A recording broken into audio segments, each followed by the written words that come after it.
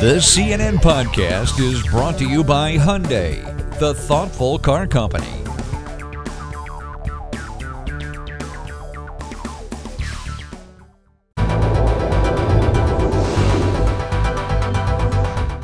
Good afternoon, I'm Reggie Aki at the CNN Center in Atlanta, and here's a look at what's happening now in the news. Former Massachusetts Governor Mitt Romney says he's suspending his presidential campaign.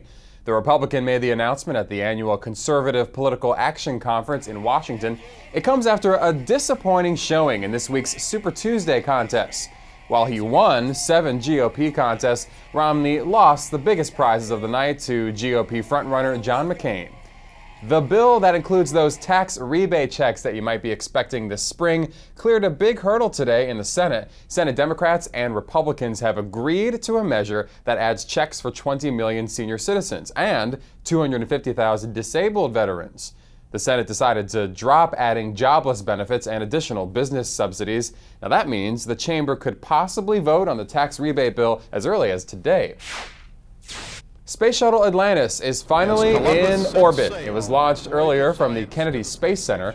The shuttle is carrying a European science lab to the International Space Station, and this is a long-delayed mission.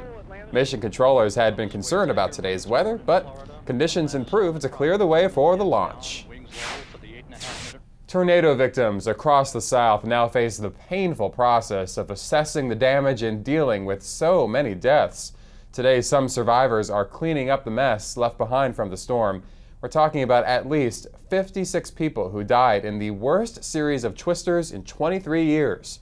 Homeland Security Secretary Michael Chertoff toured the campus of Union University earlier today, and President Bush is going to visit Tennessee tomorrow, where 32 people were killed. Police in Austin, Texas need your help. They believe that the little boy you're about to see, 5-year-old Adrian Jaimes, is in grave danger. Police say 2 young Latino men snatched the child out of the family SUV that was still parked in the driveway. Then they drove away with a third suspect. Reports indicate his mother ran after the car but wasn't able to stop it. Now, in addition to the Amber Alert, police have issued an all-points bulletin for the suspects.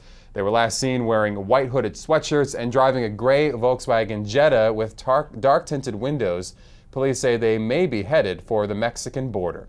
And those are your headlines making news this hour. Stay with CNN for more on these stories and the other news of the day.